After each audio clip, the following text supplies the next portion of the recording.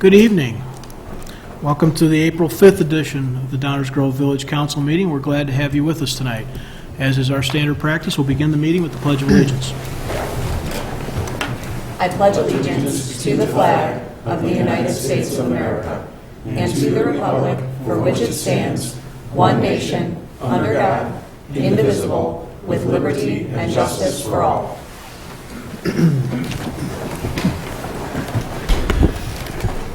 Rosa, would you please call the roll? Mayor Barnett, Here. Commissioner Jose, Here. Commissioner Wallace, Here. Commissioner Sadowski-Fugit, Here. Commissioner Colavani, Here. Commissioner Gilmartin, Here.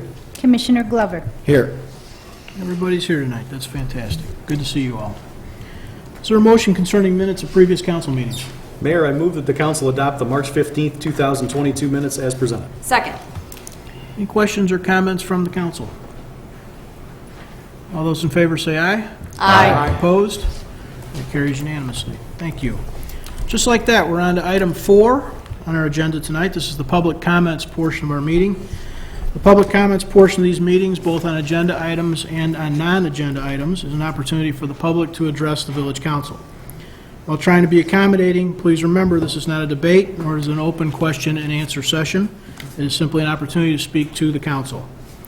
We have a variety of additional opportunities to engage council members, including our e-remarks system, the CRC system, coffee with the council, direct email, or by phone. Every one of your council members has spent time in person off this dais making themselves available to residents and businesses alike. But the public comments agenda item and the public comments portion of each specific agenda item are intentional parts of a structured meeting. As such, we have some expectations on how they'll be handled. Please state your name for the record. Keep comments to 5 minutes or less. Avoid repeating what others have already said, and please keep your comments to one visit to the podium per subject.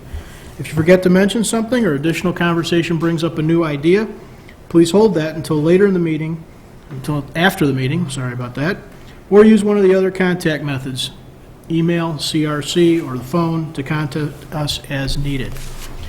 With that, is there anyone who has a subject they'd like to address the council with that is not on tonight's agenda?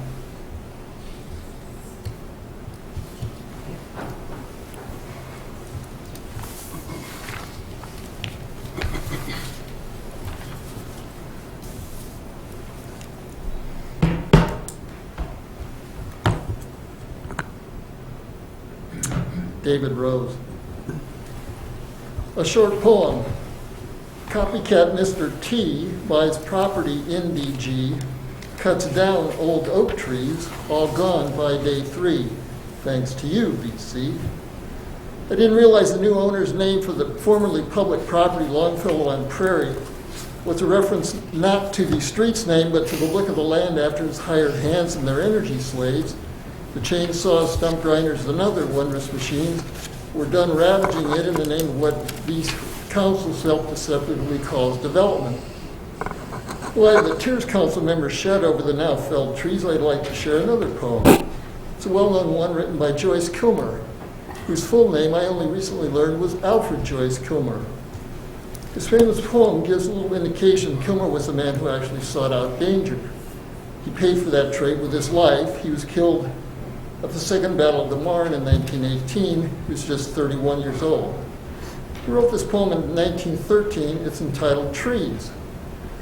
I think that I shall never see a poem lovely as a tree whose hungry mouth is pressed against the sweet earth's flowing breast, a tree that looks at God all day and lifts her leafy arms to pray, a tree that may in summer wear a nest of robins in her hair, upon whose bosoms snow has lain, who intimately lives with rain. Poems are made by fools like me, but only God can make a tree. I've taken the liberty to append some verse which might be entitled Fools Are Trees. Fools fill our world, not just VCs, all too willing to cut down trees. That's why they say they need the fees, 'cause money doesn't grow on trees. Might burning fools in effigies deter their want to cut down trees? What will it take when fools can't see the forest for the trees? No fool was God to make a tree, less clear her case for humans we, which means it's time for us to see, sans fewer fools we're up a tree. Give it a shot, the mayor-in-waiting encouraged Longfellow's neighbors, because stormwater regs are now part of the village code. But if the shot misses, then what? Solar-powered, pump-driven, stormwater ingesting aluminum trees, especially in those lots bereft of both house and God's trees? Commissioner Sadowski-Fugit indicated she urged the new owner to go above and beyond, which for me begs the obvious question: if the regs are as strong as the mayor-in-waiting suggests, why the need to go above and beyond? Indeed, in light of Council's February ordinance vote, the new owner must be quaking in his boots at the prospect of facing such urging. The fear Council puts in the hearts of developers makes me laugh at Commissioner Culvaney's claim they find village regs tough. Their comments on the subject are likely as useful and relevant as the response that John gets asking a whore if his performance was admirable and satisfying. But anyone in council should imagine developers' opinions are the apt metric here, suggest who is servicing whom.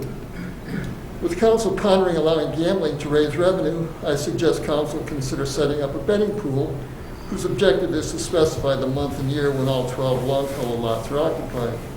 For an even more challenging contest, I propose one in which the task is to specify the order in which the following events occur. All the Longfellow lots are occupied, the new Village Hall building is occupied, District 58 passes a bond referendum, more than 20% of the Economic Development Corporation's revenue comes from sources other than council. Council's public pension obligations are fully funded. More than 20% of registered voters in Downers Grove vote in a council election. The date the Standard & Poor's 500 index falls to 50% below its peak. The Bears win another Super Bowl. The COVID pandemic is declared ended. Pump price of regular gas hits $10 a gallon at Downers Grove. The rate on a 30-year fixed-rate mortgage in Downers Grove hits 10%. Residents take the goal of environmental sustainability seriously. Federal government adopts rationing of food and/or fuel, and the date fighting in World War III wipes Downers Grove off the map. For those with longer views and much patience, separate related contests might ask gamblers to specify which of the aforementioned events will not have occurred by the year 2025, 2030, 2035, or 2040. Finally, in light of Council's decision and District 58's money-grubbing decision to undermine the integrity of the neighborhoods around Longfellow, I encourage our esteemed mayor, who's into naming things these days, recommend renaming the village to something more appropriate, like Downers used to be a grove.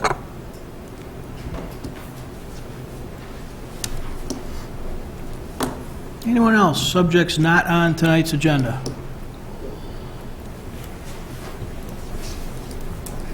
Okay, we'll move on then. Under the mayor's report, we have a couple of liquor commissioner-related items. I have two items to place on file. I'm going to read them into the minutes now. The village has received an application for a Class O outdoor liquor license from Chama Gaucha Brazilian Steakhouse, Downers Grove, Inc., doing business as Chama Gaucha Brazilian Steakhouse, located at 3008 Finley Road. Pursuant to Section 3-12D of the Liquor Control Ordinance, a public hearing for a liquor license application may be waived. The application must be placed on file for a minimum of 2 weeks, subject to public comment prior to the issuance of a license. At this time, I am placing this application on file in the clerk's office. Barring any objection, once the 2-week waiting period has passed, a Class O outdoor license shall be issued to Chama Gaucha Brazilian Steakhouse, Downers Grove, Inc., doing business as Chama Gaucha Brazilian Steakhouse, located at 3008 Finley Road, placed on file Tuesday, April 5th, 2022. Another similar application being placed on file. The village has received an application for a Class O outdoor liquor license from the Carnivore and the Queen, LLC, doing business as Carnivore and the Queen, located at 2241 Maple Avenue. Pursuant to Section 3-12D of the Liquor Control Ordinance, a public hearing for a liquor license application may be waived. The application must be placed on file for a minimum of 2 weeks, subject to public comment prior to the issuance of a license. At this time, I am placing the application on file in the village clerk's office. Barring any objection, once the 2-week waiting period has passed, a Class O outdoor liquor license shall be issued to Carnivore and the Queen, LLC, doing business as Carnivore and the Queen, located at 2241 Maple Avenue, placed on file Tuesday, April 5th, 2022. With that, we are on to item 6 on our agenda tonight. We have a presentation this evening from Mr. Casa. the Economic Development Corporation. Welcome, Michael.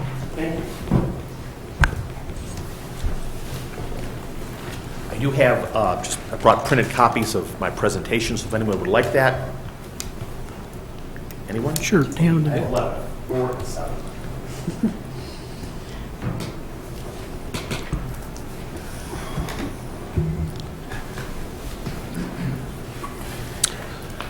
Michael Casa, President and CEO of the Downers Grove Economic Development Corporation at 5159 Mokel in downtown Downers Grove. Mr. Mayor and Commissioners, I'm here to present our annual report. And one thing you will definitely notice is that the annual report is now almost entirely data-driven. So let me proceed. The main part of this is the tracking and reporting of what are called key performance indicators. These are the critical indicators of progress toward an intended result. KPIs provide a focus for strategic and operational improvement. Thank you. Operational improvement, creating an analytical basis for decisions making and help focus attention on what matters most. Let's start with the key performance indicators that are reported on a monthly basis. Start with municipal home rule and local use taxes. You will see, and by the way, virtually all of these data points have a graph that follows the data that is listed in columns. So the municipal tax, and I'm going to focus primarily on 19, 20, and 21. 19, the year before the pandemic. So in 19, you will see that on the municipal side, there was a decline from 19 to 20, not surprising at all, and then a nice jump into 21, $2.5 million increase from 19. On the home rule side, there was another decline from 19 to 20, the major year of the pandemic, and then a significant increase, not only recovering from 20, but surpassing 2019. The local use tax you see before you, I will not pretend to understand what that is or how it works. Dave has tried to explain it to me, but I've had difficulty still understanding it. So any questions, I will defer to your capable staff on what the heck that is. And then again, there's a graph that the lines of the graph indicate the history of these three funds going back to 17. Municipal sales tax, I skipped one over, the home rule sales tax. There's a graph that follows that as well as the municipal. And then let me go to municipal sales tax trade area rate comparison. This is how we're comparing the data versus the communities in our trade area. You will see that it gives the 21 total and then does a percentage comparison versus 20 and 21. Again, focusing on 19, which is sort of the return to normal, the village had an increase of 18.5% in municipal sales tax in 21 versus 19. That was higher than 4 communities, Darien, Lombard, Oak Brook Terrace, and Westmont, but less than Lisle, Oak Brook, and Woodridge. The home rule sales tax comparisons in the trade area, we didn't do quite as well. We did have an increase in 2021 over 2019, decent increase of almost 15%, ahead of Lombard, but behind, and close to Oak Brook and Oak Brook Terrace, but behind Westmont, Woodridge, and Darien. Let me go to food and beverage tax, and we're going to show this in 2 ways: in the revenue that was collected from the tax, as well as just overall sales. So in 2021, there was a 84.8% increase over 20, Not surprising, so many of the restaurants were closed for a good part of that year, but a almost 54% increase over 2019. Now, part of that is due to the fact that the food and beverage tax was increased from 1 to 1.5% on March 1st of 21. So now we're going to look at, and you see there's a graph there which shows the ups and downs of the food and beverage tax over 19, 20, and 21. Taxable sales. So in 2021, there was a 28.5% increase over 20 and a 7% increase over 19. And that 7% increase is significant because that's the sales that we had in our local restaurants over the last normal year of 2019. It still was a 7% increase. Some of that was probably due to the pent-up demand that carried over from 20, but still a nice increase. And again, that data is provided in graphic form over the next 2 pages. Hotel taxes, something that's near and dear to my heart. 2019 was the last great year for hotels in the United States. In the year of 2021, there was $627,230 in hotel taxes collected by the village, and that represented a 68.5% increase over 20. But of course, our 2 full-service hotels were closed for 4 months in 20. And the other hotels struggled for much of the year.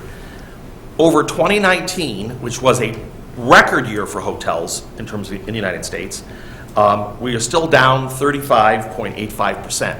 But you can see we're making progress. Most of the tourism experts are targeting 2024 as a return to normal. Now, a lot could happen between now and then. Another variant or a recession or anything's possible, but currently both the national, state, and county tourism and CVB officials are looking at 2024 as the year they're shooting for to return to 2019 numbers, which would be great. So expecting progress this year, then 23, and then hopefully by 24, that decline the hotels have suffered for several years will be over. And there's a graph that demonstrates that. Unemployment rates. So in February of 21, Downers Grove had a 4.7% unemployment rate. Given the condition of the economy coming out of COVID, or still in the middle of COVID, that's still not bad. And that was higher than the county unemployment rate at the time, which was 5.4%. In January of 22, first month of this new year, the unemployment rate in Downers Grove had dropped to 2.6%. I mean, that's full employment. And that was compared to a 3.4% increase unemployment rate in the county. So we're ahead of them. The most latest numbers to be reported was February of 22, where the unemployment rate in Downers Grove is now at 2.4%. And again, that is lower than unemployment rate than DuPage County, which is at 3.2. And those numbers are low too as well for the county. If you compare February of 22 versus February of 21, year upon year, our unemployment rate dropped by 2.3%, and the county's dropped by 2.2%. And if you compare February of 22 versus January of 22, just what happened in that 1 month, the unemployment rate dropped by 0.02%, and that was the same as the county. You will see these numbers taper off a little bit. There is still a struggle for a lot of companies to get workers. When you get near 2.5%, you are that's what economists will say is full employment. So part of the challenge is to continue providing resources and information to try to get, frankly, people to come into Downers Grove to work because, again, our rate is very, very low. These are key performance indicators reported on a quarterly basis. It's when the information becomes available. Start with commercial occupancy rates. These are the rates for non-industrial, non-office tenants. They tend to be retail, restaurants, service providers, the kind of facilities you'll see on Ogden Avenue and on Butterfield and then 75th Street. So in Downers Grove, and by the way, these are compared year over year, quarter over quarter, because that is how they are reported by the major real estate firms. So Downers Grove in the fourth quarter of 21, which is the most recent quarter that's been reported, the occupancy rate in the commercial sector in Downers Grove was a little over 90%, still fairly good. And you compare that to the occupancy rate for the county, theirs is slightly higher at 92.17%.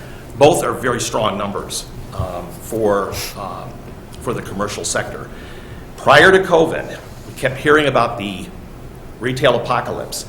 That's still with us, but it's sort of been pushed down the road because so many businesses had to shut down during COVID, retail businesses, restaurants, and it created a pent-up demand for people who wanted to go back into stores, wanted to go back into restaurants. At some point, that there'll be a return to normal, but even though there was a lot of pain for retailers during COVID, it's gotten people back to come into the stores. So I believe the occupancy rate will still remain fairly high as we're going for the next few years anyway on the retail side. There's a chart that demonstrates what happened going into 20. You can see it was dropping anyway because, again, the so-called retail apocalypse. Now it's leveled off. Industrial occupancy rates. So we wanted to track the occupancy rate for Downers Grove in the industrial sector. The real estate companies that track tenants and occupancy and vacancy rates in the industrial sector, they go by vacancy rates. So Downers Grove has an occupancy rate of 97.85%. Now think about that. That means only 2.15% of all industrial properties and buildings in Downers Grove are vacant. I mean, basically we're at full tenancy almost. If you compare that to the submarket that we're in, which is the I-88 submarket, where the vacancy rate as of the fourth quarter was 6.17%, again comparing that to ours, which is 2.15. And then the availability rate in the submarket is 10%. I'll explain what that availability rate is.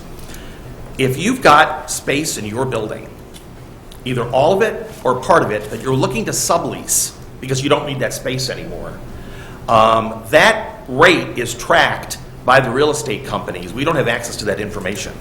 It doesn't mean that the space will be subleased. It's just that it's available. Someone can strike the right deal. Again, because the industrial occupancy rate is so high, it's almost a non-factor. Frankly, most of the inquiries that we get on the industrial side, we have trouble finding space for them. They're just not available. Not just here, but really anywhere. The rise of e-commerce has just swallowed up industrial space, big and small. And there's a chart that shows the industrial occupancy rate, which was dropping anyway, which was dropping prior to COVID. And then what happened during COVID? Everybody is ordering stuff online. So there was an explosion of e-commerce warehouse facilities that were in desperate need. Amazon led the way. And that constituted the reason why that chart is now heading upward and, again, almost at full tenancy. The office market's a little more difficult to explain because it is constantly changing. You have companies that are trying to shed extra space that they have because they're allowing their employees to work hybrid. You have other companies that don't want to let their lease go because they are planning at some point of bringing their employees back into the office. It's just caused tremendous heartburn if you are a owner of an office building because you don't know where we're headed with this. There's no doubt that it's going to be difficult to get new large office tenants, but nevertheless, Downers Grove is doing fairly well. So in the fourth quarter of 21, most recent numbers, we have an occupancy rate of almost 85%. That's actually pretty high, given the conditions of the economy that we're in, which means the vacancy rate is a little over 15%. In the east-west corridor, and that's the name of the corridor we compete in, which is, they call it the east-west corridor submarket, the direct vacancy rate is 21.72, higher than Downers Grove vacancy rate. Direct vacancy means you've got a space that's vacant, and the landlord is looking to fill it. The availability rate is if the tenant is looking to sublease some or all of their space. Doesn't mean they're going to strike the deal, but they have put it out there that they're willing to look at a sublease. And that is pretty high. That's 28.43%. Again, we don't have access to that data, but that means that almost 30% of leaseholders in the east-west corridor, basically the I-88 corridor, they are looking to sublease some or all of their space. They may be in a long-term lease and have decided they're going to allow their employees to work from home. But compared to the corridor, we're doing fairly well. Now, we lost a large tenant last year, Javi Global Solutions out of Esplanade, about 170,000 square feet or so. It just got filled. Now that's going to bring them back to where they were, but still it was a big hole that had to be filled. So again, this needs to continue to be tracked because it's such a volatile market. People know where the commercial sector is heading. They know where the industrial sector is heading. This is really anybody's guess. And that comes from people that do this for a living. And again, there's a chart that covers that. Let me go to annual key performance indicators. These are that will be reported on an annual basis. And at the commercial industrial equalized assessed value, the EAV, there's a chart there that shows the steady increase, but I wanted to just give you some numbers. In 2020, the EAV for commercial increased by 3.7%. It's hard to tell in that chart.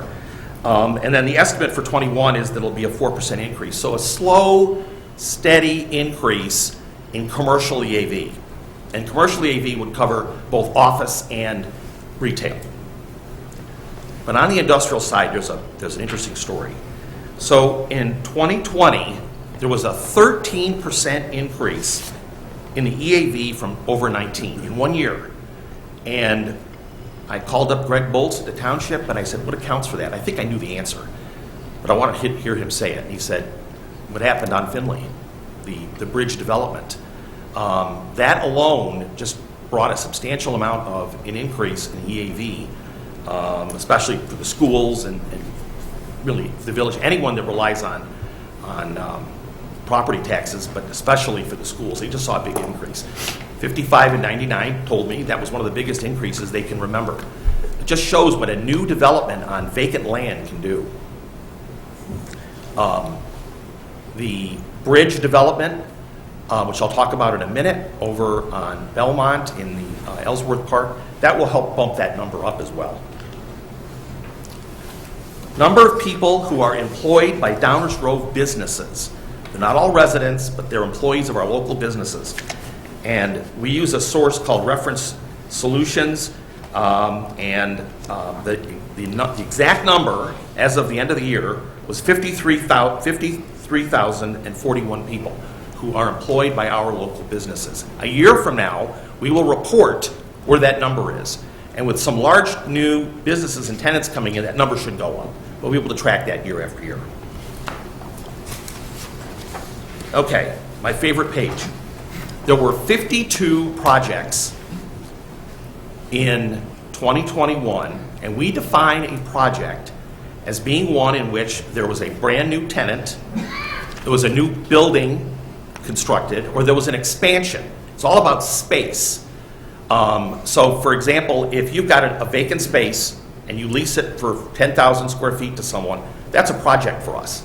If you've got a tenant that is leaving and one is replacing them, and there really was no vacancy created, we don't really consider that a project because there was no gain on from an economic development standpoint. Unless they did, like, for example, substantial work and merged other vacant spaces. Otherwise, it's really about new projects that are taking or replacing vacant space. So of those 52 projects, that resulted in a capital investment of $38,968,141. And that number comes from two places. One, the village maintains a construction value column on its building permit applications. So thank you to Stan and his team for providing us with the construction value of those 52 projects. Then Millie in our office found that there were about, I don't remember the exact number, 7 or 8, that involved the purchase of real estate. That's a capital investment as well. So we created a new column that said capital investment, made up of the construction value plus the purchase of a building or property. And that's how we got to the 38,968,141. So a year from now, when we report this, hopefully that number will increase. That just, if it continues to increase, that means there's more investments coming into our town. Current projects. There's 5 that I wanted to mention because they're fairly recent. The first one is At Home, which you had gotten the information in an email from me. At Home is the nation's largest home decor retailer. It's going to be opening a new store at the Grove Shopping Center, almost 84,000 square foot store. They're projected to generate $7 million in sales, and the $2.7 million project will be a tremendous boost to the Grove Shopping Center. I've gotten calls from tenants in that center that are like just so thrilled that a major anchor store is now going to be in that center. They've been without one for a long time. And this is a fairly substantial company with 235 stores in 40 states. Homage, a company you probably never heard of. They're one of the nation's largest manufacturers of professional and college sports apparel. There's a good chance that if you're wearing a U of I sweatshirt or wherever your college is, that they may have manufactured that apparel item. They're relocating their distribution facility from Columbus, Ohio to Downers Grove, and they're going to take the entire space of the new Bridge Point 3 building at 5300 Belmont, once upon a time known as Magnetrol. It's a 126,500 square foot store. It's been vacant since 2012. And Bridge, along with the previous owners, fully remediated the site and got EPA approval. So not only is the site clean, a new building is up, but now they have landed their tenants. So we're going to certainly want to welcome them to town. Nexterra, another firm I'm sure you haven't heard of. Nexterra Wine Company is moving their corporate headquarters to Esplanade in Downers Grove. Nexterra is a premier, nationally known producer of wines and state-of-the-art bottling systems, as well as distributor and logistics operations provider. Nexterra has grown to be one of the largest U.S. wine producers in the United States. The wines they produce don't go under the Nexterra label, it's someone else's label on the bottle. Nexterra's biggest customer is Cooper's Hawk. They operate the Cooper's Hawk bottling facility. It's bottled by Nexterra. It's then shipped to their distribution center that Cooper's Hawk has in Downers Grove, and then that is shipped out all over the world. So in addition to Cooper's Hawk having their corporate headquarters here, their distribution center here, and their largest winery restaurant here, now their partner, Nexterra, will be headquartered here. This, I think, can be fairly safe to say this is a Cooper's Hawk town. Panera Bread. Panera Bread will soon open their third location in Downers Grove. Panera is relocating their restaurant from Woodridge to an outlot in the Downers Park Plaza Shopping Center on 75th Street. Panera will be joining other Downers Park Plaza tenants such as Best Buy, Old Navy, and Shop and Save. The new facility will feature a drive-through lane, which their current facility does not provide. And last is Poogie. Poogie, as you know, is completing the expansion of their dealership at 1866 Ogden. This project is just one of many Poogie projects over the years. Together with their other dealerships in Downers Grove, Volkswagen, and Mazda, Poogie is the largest single generator of sales tax revenue for the village. As you may know, Poogie purchased the former Mitsubishi dealer site at 2424 Ogden at the corner of Cross in Downers Grove. They will be submitting plans to open a fourth new car dealership in Downers Grove at the site. Many thanks to Dave Fieldman and Stan Popovich for their work on not just this, but all projects Poogie. And as Dominic Pugi will tell you, it's a beautiful thing.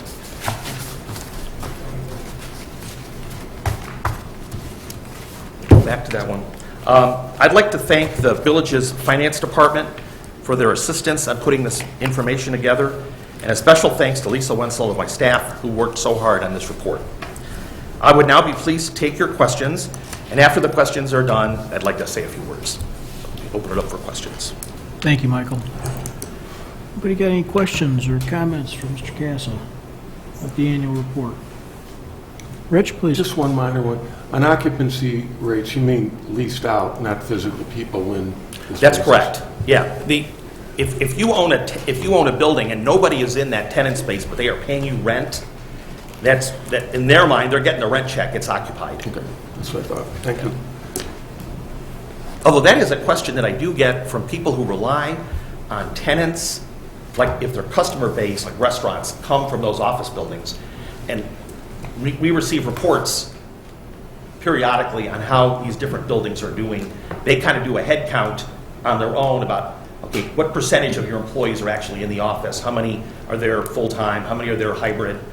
They don't release the information, but it's something they do track. We will call and check with them to see if how things are going. But that would be really hard for us to track on that. We wouldn't be able to. Yeah. What else? Chris? Yeah, thank you, Michael, for all of this information. It's just great to see it in this format in a way that we'll be able to continue to look at these and analyze trends. I really like the comparison to nearby towns, that we can take a look and see how we fare, the comparison to the county. I would encourage that where we could. The only thing I would just maybe note is on the unemployment rates. Since we're presenting the monthly data as rates, the year-over-year comparisons are actually not presented as rates here. They're sort of presented as percentages. So I guess maybe a question, there's a reason for that? Yes. Okay, can you It's an explain excellent that? question. Yep. So we have started using a service called Reference USA. Actually, the library is where we get it from. And it allows us, that's where we get the number of not only how many people are employed, Yep. but we could also find how many Downers Grove residents are employed. Yep. So Reference USA unfortunately does not provide historical data. So when this KPI was introduced, this is our starting point. Sure. And each year we'll be able to report whether that number went up or down, and then sort of create our own history. Okay. Could you maybe just go to that slide? I'm not sure I was clear in what I was suggesting. It's, I think, 13, if that's helpful.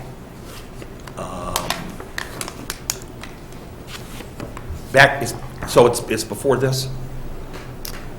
Yeah, it's the unemployment rates. I think it's. Oh, I see, yes. Yeah. Okay. Yeah.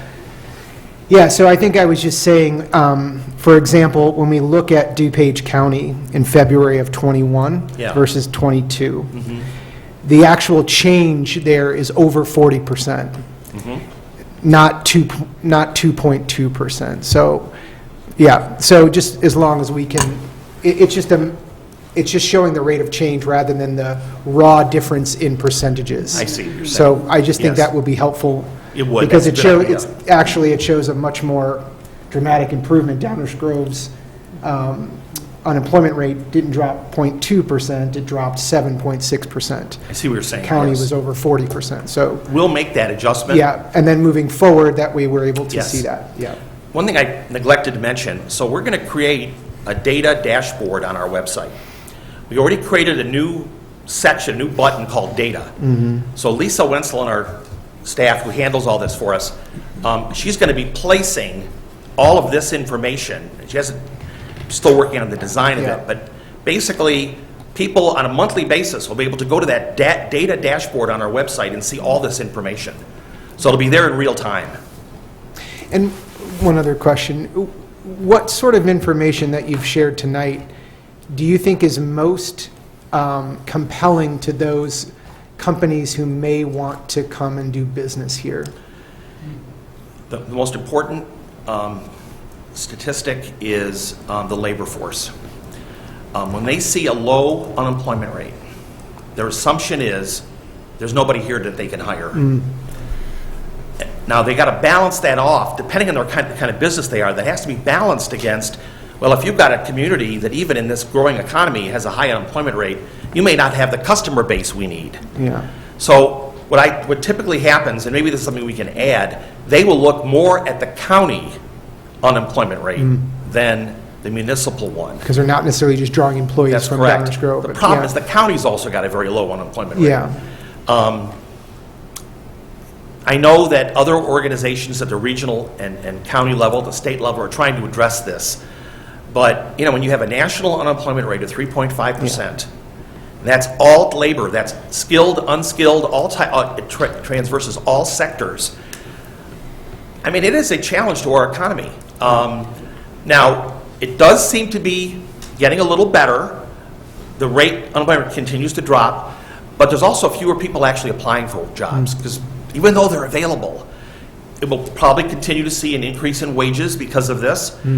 A company has to say, I know the unemployment rate is low, I need to increase my wages, increase my benefits, in order to attract that labor. The problem is, the economy as a whole, if you're taking employees from company A to company B, that's great for company B, but it hasn't helped the macro economy. Yeah.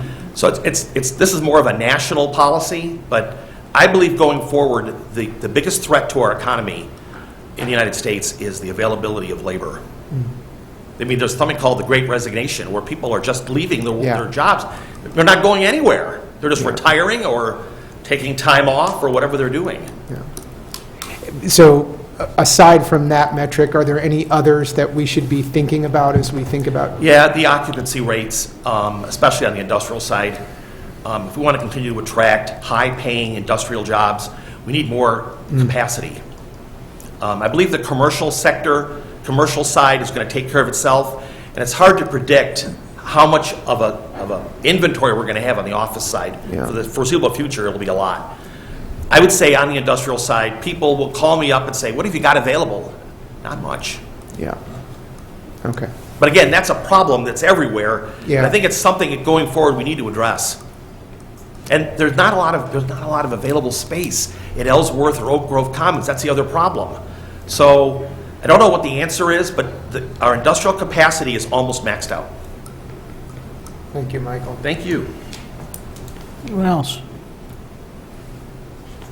Michael, do we know enough about Homage's operation plan to assess whether or not, with the state's change in online sales tax, there's any opportunity for us to receive actual sales tax from their operations? From Homage? Yeah.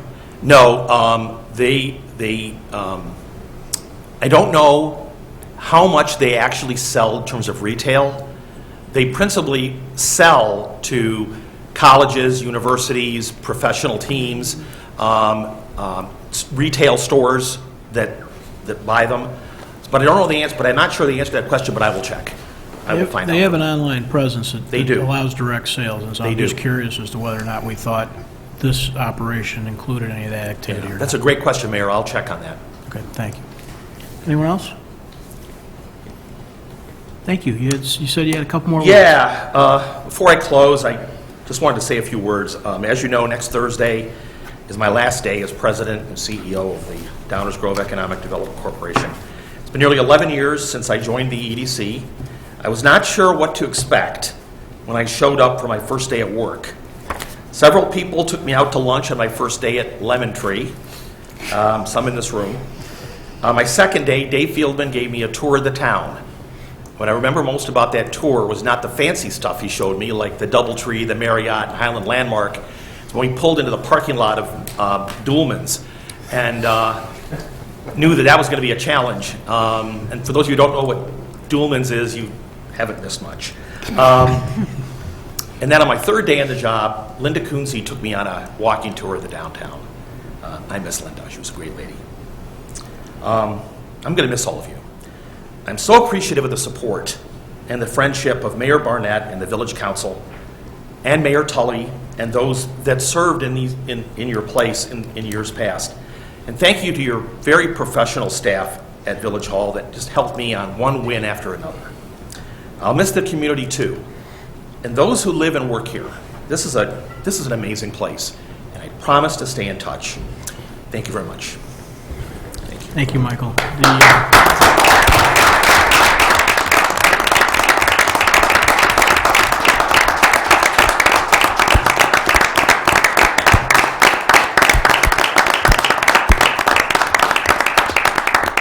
Thank you so much. Thank you.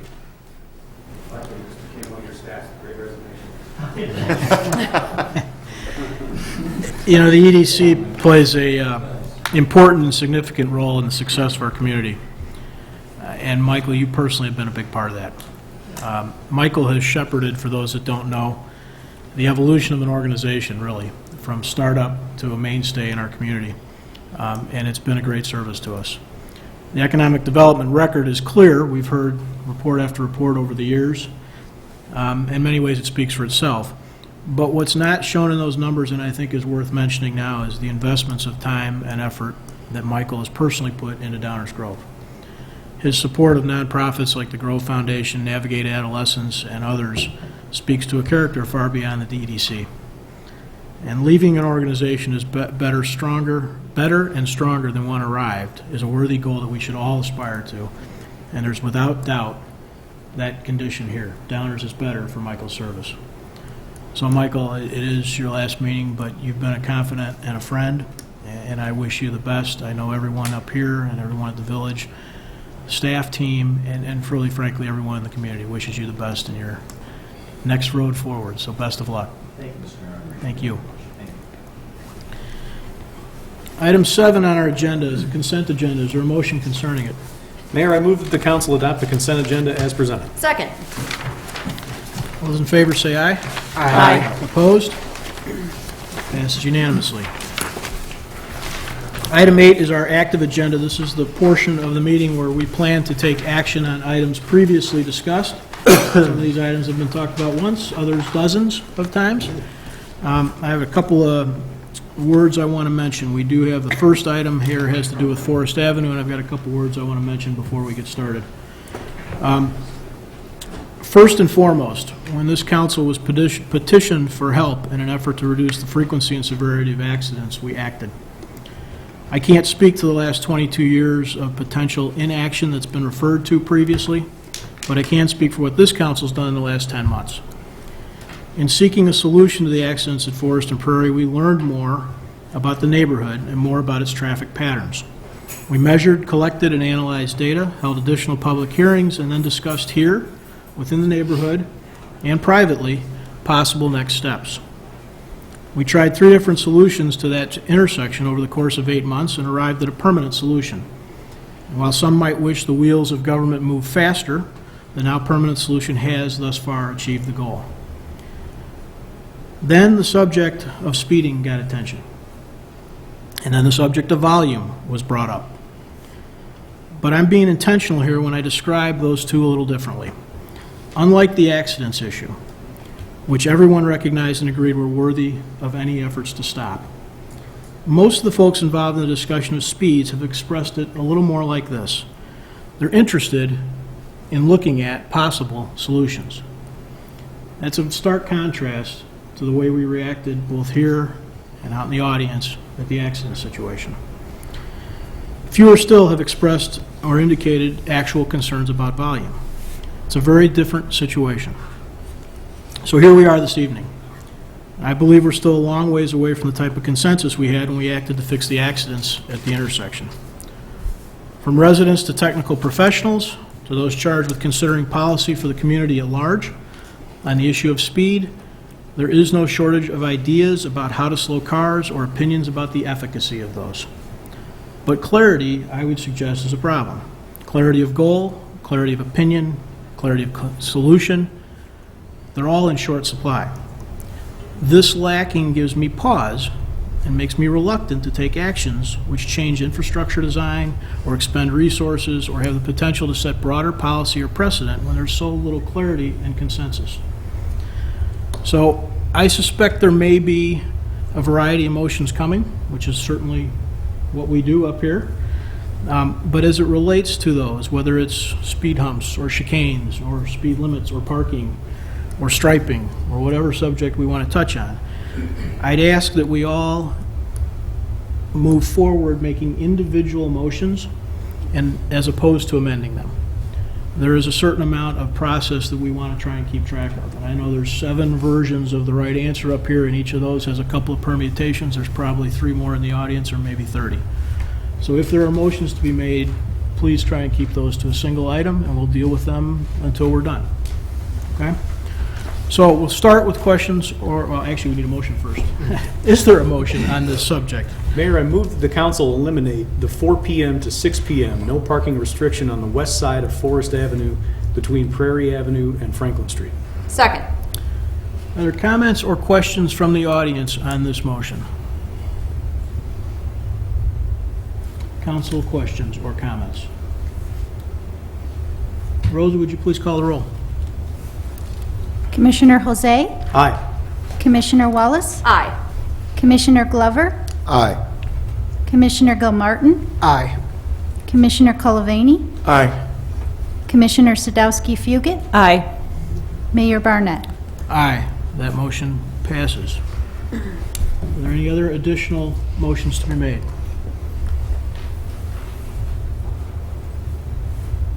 Seeing none? Okay. Mayor. I'm sorry, Rich? I'm not sure if the people in the audience understood that that was their opportunity to speak publicly. So we would almost need another motion in order to engage public comment. Is that correct? If someone wants to make a motion, we could do that. Or can we continue discussion on this subject? Not if there's not another motion. No, we're- That item is passed.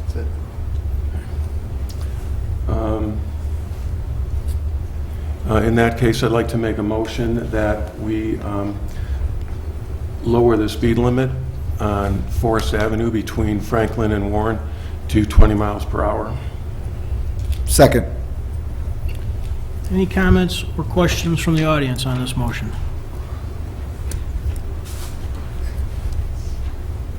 So I'm not versed on what's going on here, but it sounds like we might not be talking about chicanes versus speed humps at all, and now's my only time to talk about this? It sounds to me like, based on the last pregnant pause, that there might not be additional motions on either of those subjects. Okay, because some of the people came here, first of all, everybody wanted to be here from our block. We're all very passionate about it. We had, Butney's cat is dying as we speak. We have people that have soccer. We have, different sicknesses, people out of town. So don't take the 4 people that are here out of the 19 units as not interested.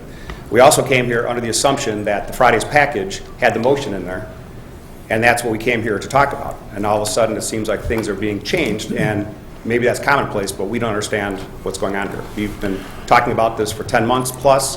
I appreciate your words, Bob, but if you go back onto the YouTube channel, you will see us talking about 3 very distinct things. Accidents was first. We've always brought up volume and speed. And we've been wanting to solve speed. We've had different opinions, I get it. But if this is the only time for us to talk about those things, I want it on record that we want to talk about the speed.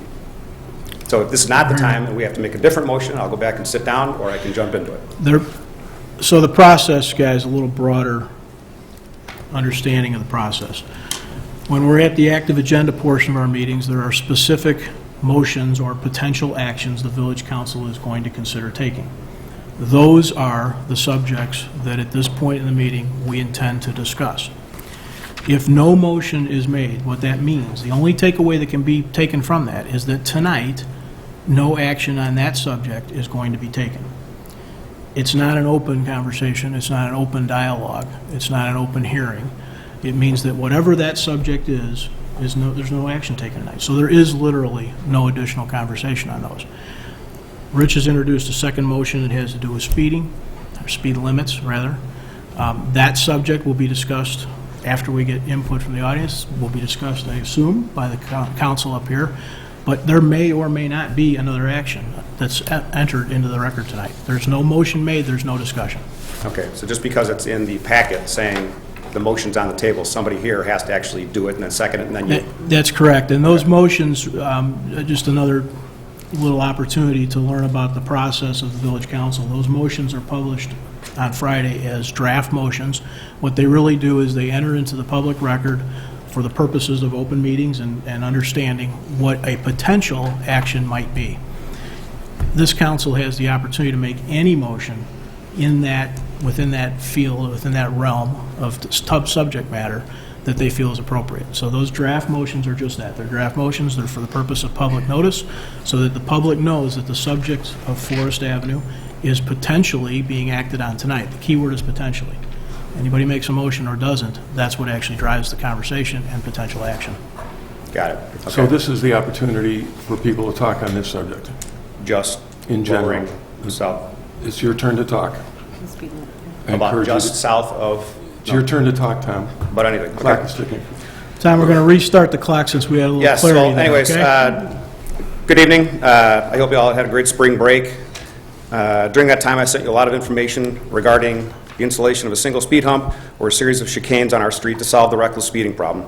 Probably 10,000 words or more, presentation, pictures, and videos, and I invited you to drive over the perfectly constructed speed hump in Darien on 71st Street between Fairview and Cass. I hope you all had the chance to drive over that and digest some of the material that I sent you, and I apologize for doing that during break. At the end of the day, isn't it our shared goal to solve our block's reckless speeding in the most cost-effective, non-controversial way?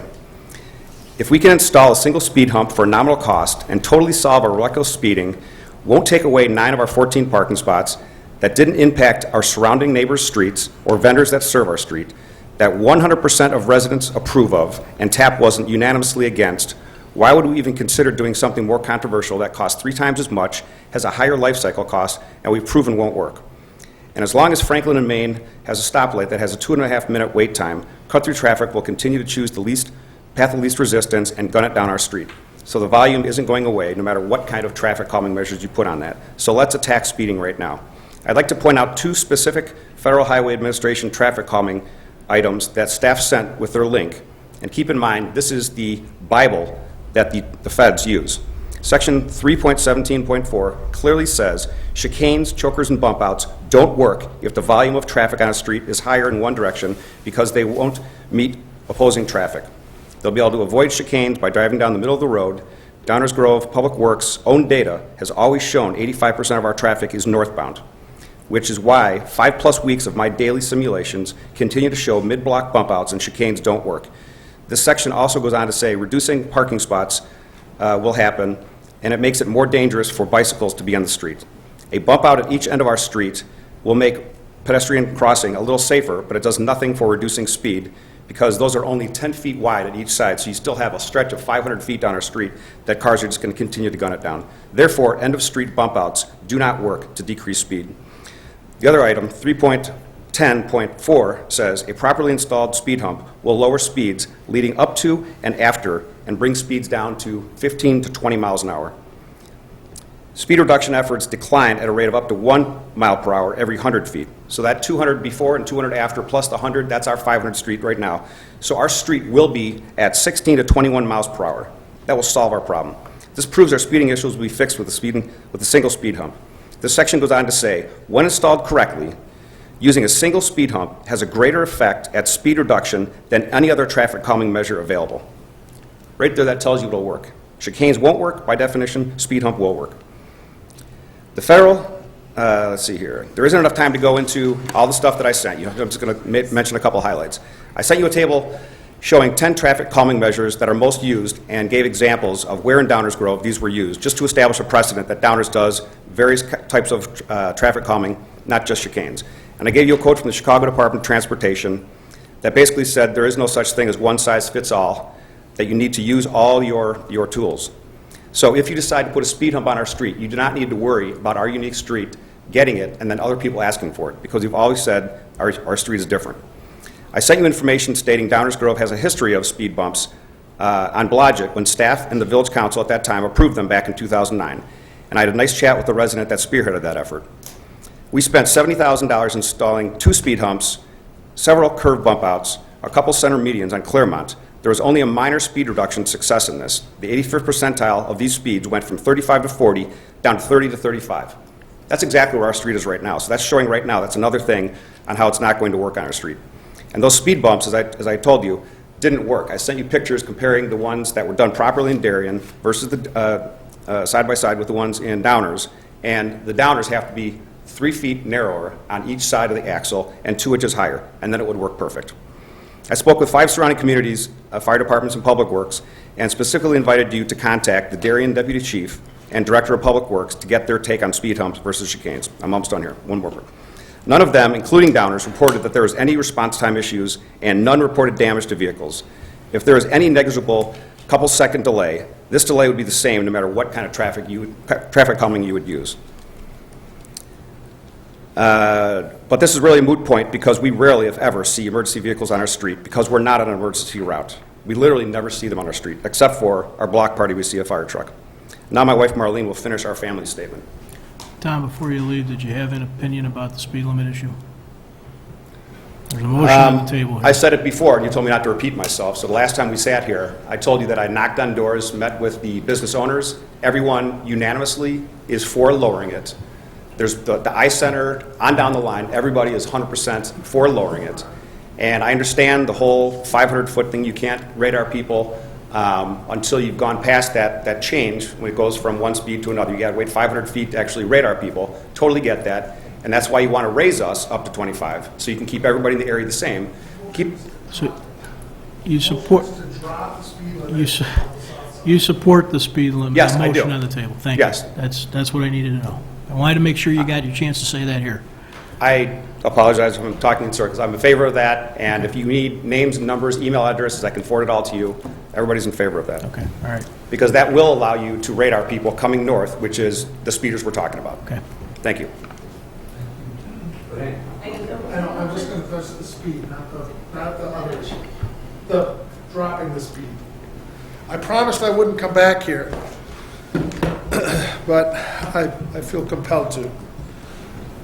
On the issue of dropping the speed limit to 20 miles per hour, I agree wholeheartedly. On the issue, but it goes hand in hand with the other steps that you've taken, which is the no left turn, right? There's a no left turn off of Prairie onto Forest. There's a speed limit of 25 or 20 on Forest, and now there's going to be a speed limit of 25 on 20. They have to be enforced. We're taking this time to remove the 4 to 6 p.m. parking ban on the street. Never been enforced, ever. So if we're going to go with signage issues, if we're going to drop the speed limit down to 20, which I agree with, so that you can stop the people that are tearing down the street with a radar gun or ticket them, great, but you have to do it. You have to have somebody there that's sitting in my driveway if they want, I don't care, to watch every 5th car that turns left off of Prairie onto Forest. Because there's nobody there. If you're not going to enforce it, all your signs in the world aren't going to do a thing. The parking was never enforced. The only time parking was enforced was when traffic was, now during COVID, there's not as many people commuting, and the parking garage is in. People used to park on our street and walk to the train. And they were never ticketed, ever. But we would take a little Post-it note and say, hey, you can't park here for longer than 2 hours, or we will call and ask somebody to ticket you. But unless we called and did that, it was never enforced. So if you're going to do this stuff, and I wholly applaud dropping that speed limit to 20 so that you can enforce it, but you have to enforce it. Thank you, Steve.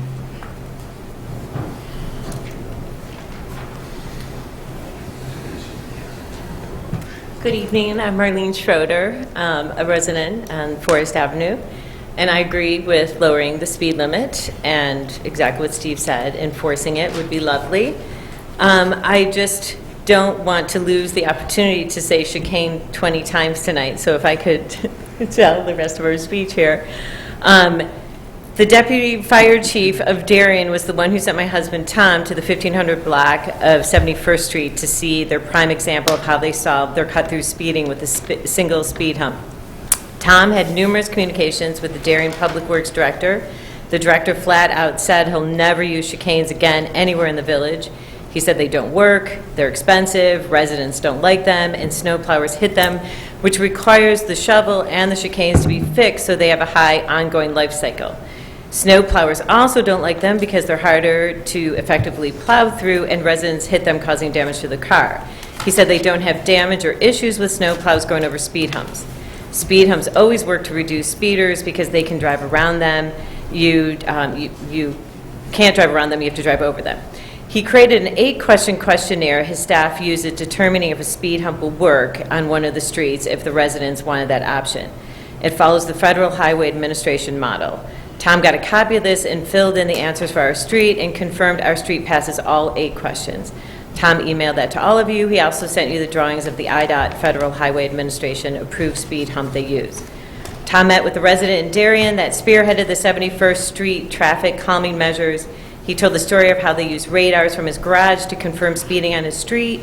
They tried stop signs, which didn't work. They tried temporary chicanes, but those failed badly because people kept hitting them.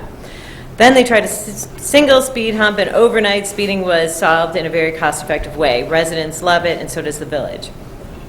Research then next moved to asking companies that drive every single road more than anyone. Tom spoke and invited you as well with the Business Center of Republic Services, our garbage company, and had an in-person meeting with Juan, the on-road operations manager from Amazon Downers Grove, and then a second in-person meeting with the boss, Vance, the station manager over all Amazon's operations in Downers Grove area.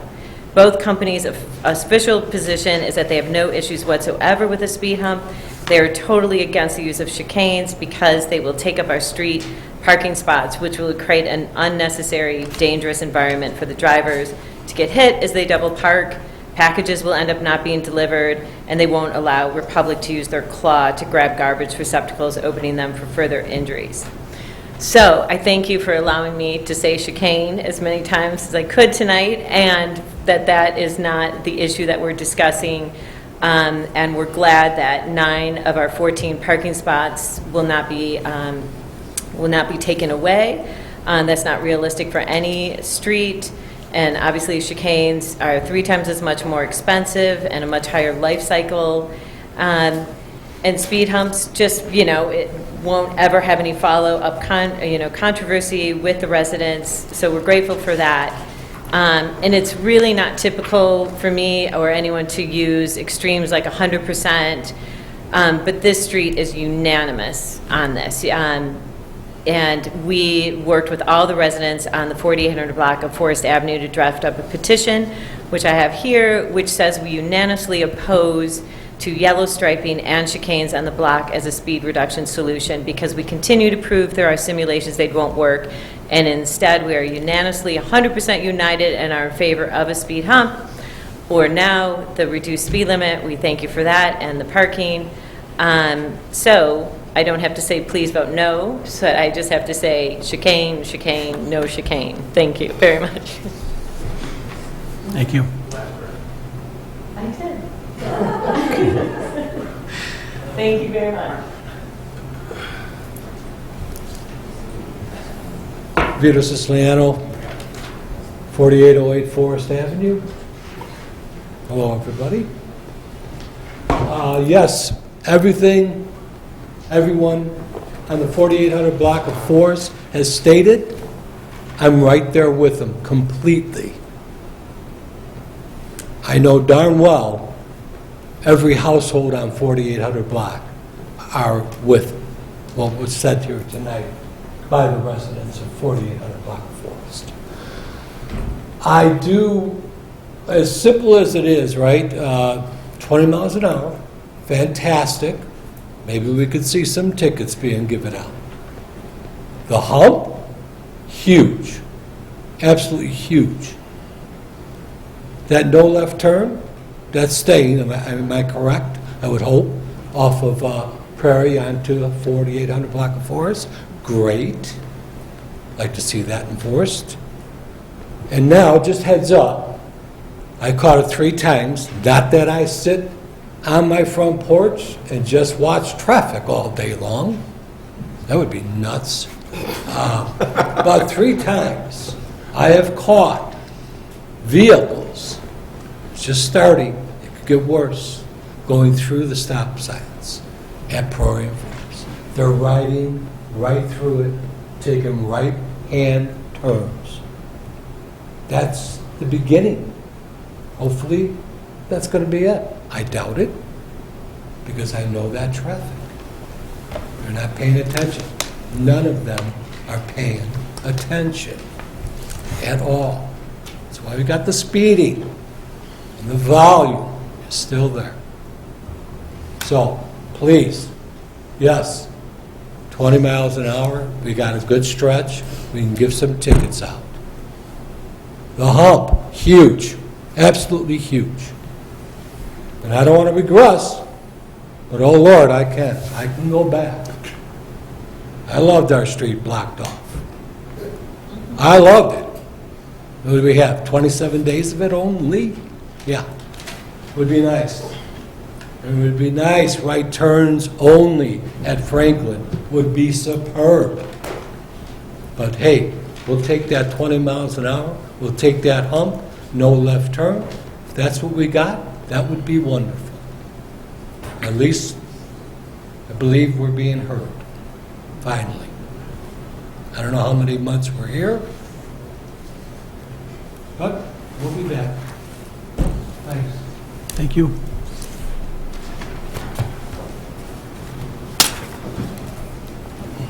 Good evening. I'm Connie Larson from 4831 Forest Avenue.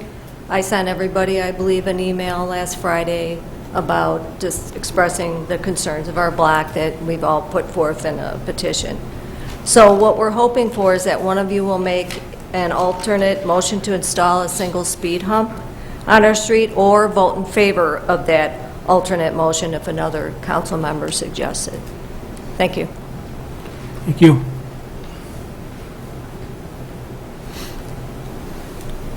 Others?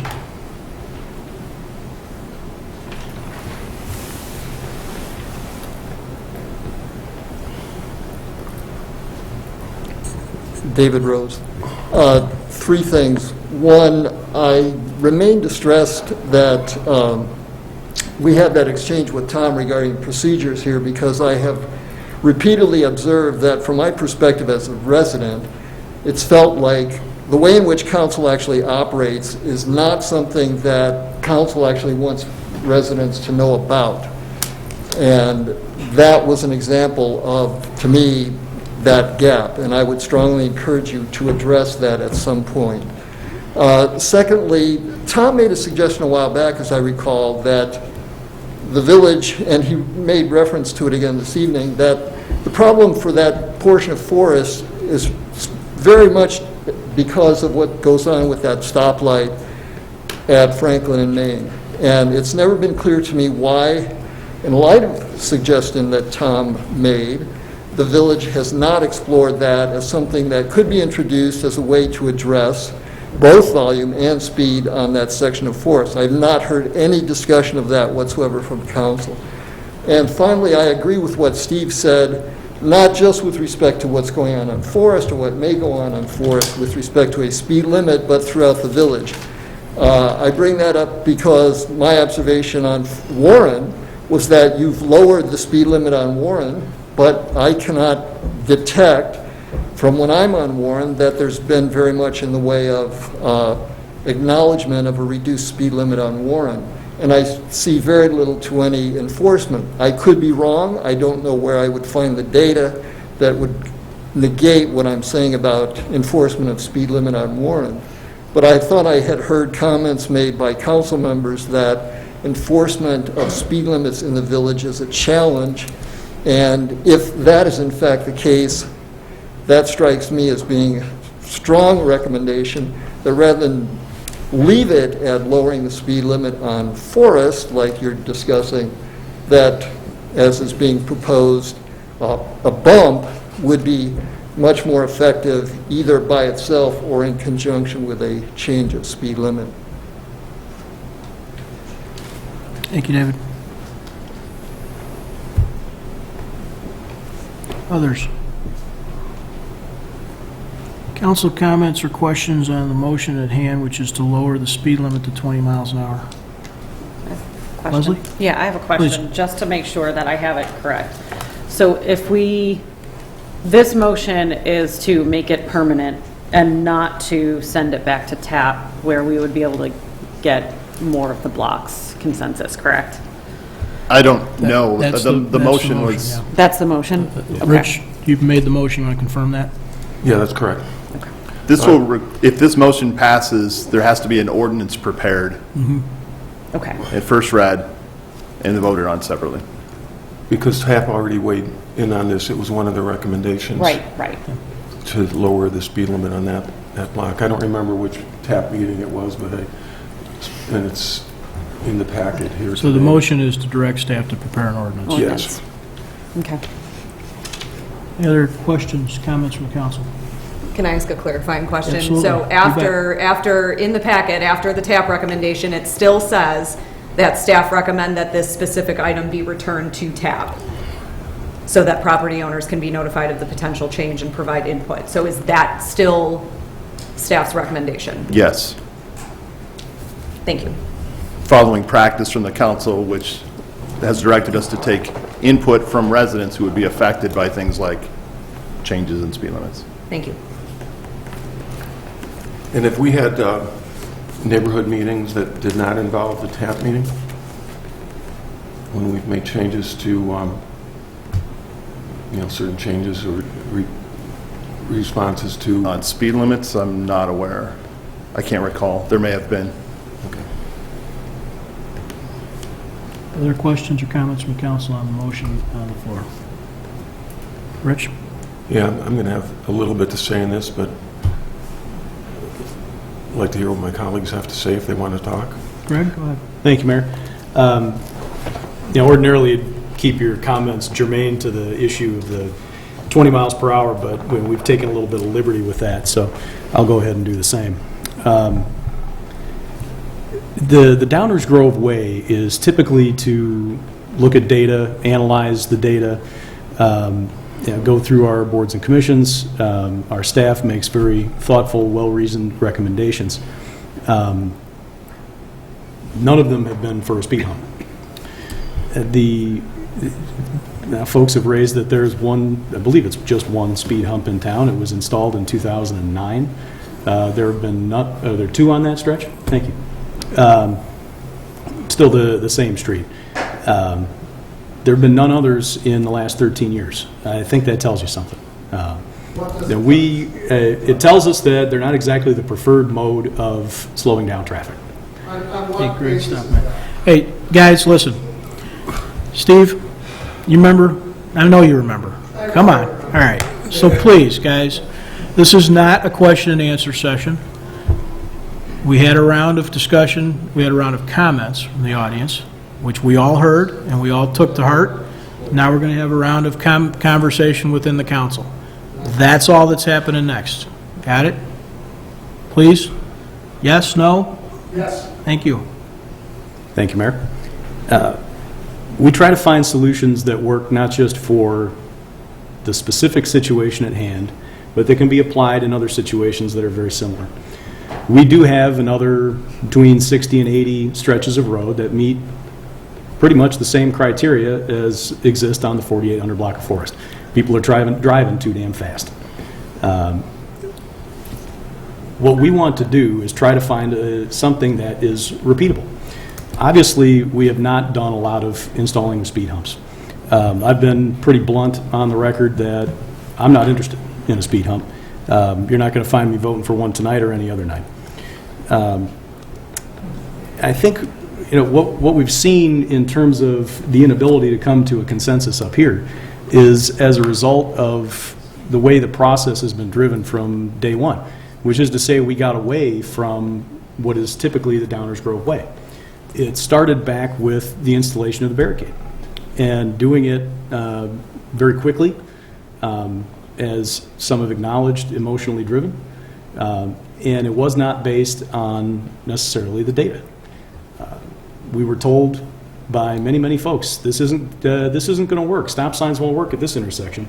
They'll work down the street on Prairie where there's all kinds of speeding, but they're not going to work here. And we found that that's not the case. I would prefer to install chicanes. There's not a majority for it. That's why you haven't heard a motion. I know there are some that would prefer to install a speed hump. You haven't heard a motion on it because there's not a majority for it. The all or nothing, my way or the highway attitude that has come from at least some of the folks on the block is the reason for the lack of a consensus up here. And that's why, despite my desire to do more to slow down the traffic, I'm ready to move on. And I think the idea of lowering the speed limit, I applaud the thought. If I thought lowering the speed limit on another block would make a difference on that block and on this block, I would vote for it. I don't.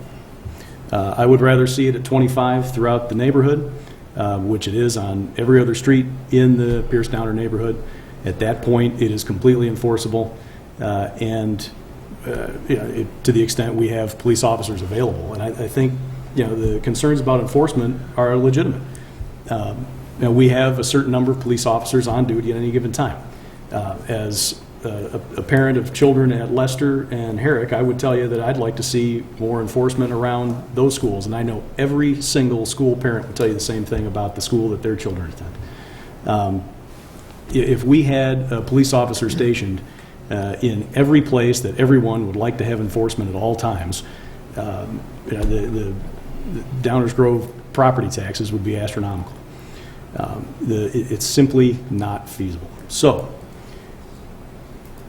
just to bring it back, got no interest in a speed hump. I think going down to 20 is really nothing more than a symbol. And I'm not interested in symbols, I'm interested in taking action. Since the neighborhood and our staff and our council cannot get on the same page, I think it's time to start spending our resources elsewhere. Thank you, Mayor. Anyone else? Danny? Am I able to respond at all at this point? No, it's not a debate, Steve. Danny? With all due respect, Your Honor, he just debated everything that Tom has said, It's not. that speed humps don't work. You're still out of order.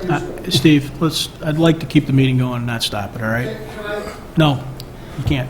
in other words, Danny. this village is not here to represent the residents on 4811 Forest. Thank you very much. That's what I thought 3 months ago. That's what I thought today. You guys are going to do, you talk about my way or the highway, Mr. Hose. You epitomize that sentiment. Steve. Have a nice night, Mr. Scarletti. I will have a nice night. Stop. Leave it I'm alone. out here too. All right. It's disgusting, absolutely disgusting. It's a dictatorship, that's what you got here, not a mayorship. Okay. So we are going to continue the debate of the motion that's on the floor. I would like to do it without what we just had go on. So if anybody else would like to leave, take a moment. I think that'd be a mistake because you're going to hear more input from here. The subject is, as Greg said, it's got a lot of aspects to it. You might want to hear what everybody up here has to say. I would encourage that. That's what we would prefer. Everybody is welcome to stay, but we do not continue to operate that way, okay? Danny, I think you had something you wanted to say. Yeah, no, I just had something to say about the enforceability, and I understand it is difficult to enforce 25 miles an hour, let alone 20 miles an hour, but I just don't understand the difference in how one's harder to enforce than the other, which is why I feel like it's reasonable to lower it to 20 miles an hour, given the fact, I understand it's also not in a school district like all of the streets listed in the council questions here, but it does have some unique characteristics given the fact that there's numerous elderly residences in the area, a library in the area, a few confusing stop signs in the area, which I think justifies us moving forward with a 20 mile an hour speed limit. So I guess those are the reasons why I'm in favor of reducing it. And I just don't see the harm in reducing it. Others? Rich, go ahead. Yeah. First of all, I want to offer some clarification. This council operates under the laws of the state of Illinois. We also operate under Robert's Rules of Order. The public is free to comment about anything you want during public comments. It can be any particular subject. We don't have that freedom. We, particularly at an active agenda item, can only discuss the items that are in front of us. In this case, there was some confusion. There was no discussion from the public during the first motion, so I made another motion so at least we could continue talking that. If I didn't bring up that other motion, that discussion would be over. None of you would have had the chance to speak. Now, I know it was confusing because it wasn't the motion, the draft motion, but that's what those are, the draft motions. We do have the right from here, and it's our responsibility to make any motion that we feel that we can get the votes we need to pass. The other thing that's very important is our power is equal to 14.3%. That's 1/7 of our vote. And if we can't get 3 other people to vote the same way and see the issue the same way, we're not going to win it. And if we vote it down, then it's probably going to be voted down for years, because that's the way things work. It'd be asked and answered. We discussed that. It was voted down on such and such a date, so we're not going to revisit that. We have a long list of things that we have to do. The consent agenda was a perfect example because we had 2 weeks of built-up demand in order to do that. So this is our time to talk about it. You, in the public, had your opportunity to speak about it when it was open to you. Now it's our turn to talk. That's the way it works. Sorry you don't like those rules, but those are the rules we have to follow. So anyway, I'm in favor of, first of all, of lowering the speed limit to 20. That would give us some enforceability. Will we be able to enforce that week after week after week or month after month after month? The answer is no. We're not going to put a cop at the permanent location on the north side of Prairie at Forest pointing his radar down the hill. However, maybe if we can get a few people and tickets to start this out, then maybe able to get the idea that don't speed up that street. So I'm in favor of that. I think having the senior residents on that block make perfect sense to do that. Related to the other issues, I am in favor of a single speed hump versus chicanes. The problem I do have with chicanes is the issue they cause with snow plows. If you've ever watched a snow plow in operation, they're clipping along at a pretty good rate. I'm not saying they're speeding, but they've got to push that snow off to the side. When they hit a chicane, then they have to divert from that and they have to slow down. It makes it harder for them to do. That's one of the reasons that damage is caused by snow plows to chicanes. They're also a little bit harder for people riding bicycles, which is something that we're in favor of. So that's another issue. And also, I applaud Mr. Schroeder from doing a lot of detailed work and analysis. And not that I didn't believe him, but I actually called to speak to Daniel Gombach, the Darien Director of Municipal Services, to ask his opinion about the single speed limit on 71st Street. And he said it's been an optimal solution for us, and it's not as intrusive, and with the proper warning, it really works. They only had one complaint from a single resident who was driving a lowrider car. My view is that car probably deserved it, probably had no business on that street anyway, but that was his response. I also did speak to Vance Kivance, who is the station manager of Amazon. He did explain the issue with chicanes is that if they can't park in front of a house, and if they have to park several houses down or perhaps even at the end of the block, after a while they'll actually red flag that address, and then they'll have to toss that delivery off to a secondary carrier like UPS. But particularly as it gets to the summer, they don't allow their drivers to walk very, very far different distances, and they also encourage them not to double park. And interestingly enough, there's this gentleman I was checking out in the store, and he gave me his address, and he said it was whatever, 1543 71st Street, and this was today. And I said, do you live near a speed hump? He said, yeah, I live right on that speed hump. I said, do you know Tom Schroeder? He said, yeah, Tom's an interesting guy, and he came to talk to me, and I told this story. He said, totally random, I work part-time, so the chance that he would actually run into me was just uncanny, but he did mirror everything that Tom had to say in his report. And I did sell him an above-the-range microwave. So anyway, that's my my opinion on that. I think it's the right way to go. We don't have, I don't have 3 other colleagues on the dais that had indicated before this evening that they're willing to vote that way. I'd rather not have it voted down, so I'm going to stick with hopefully what we can get to. I am in favor with the other thing we voted on, and I would like to see the speed limit reduced on the next block, so at least we can enforce it on that block. And thank you very much, Mayor. Appreciate the indulgence. Thank you, Rich. Others? Leslie? Sure. I will at least speak to the motion at hand first.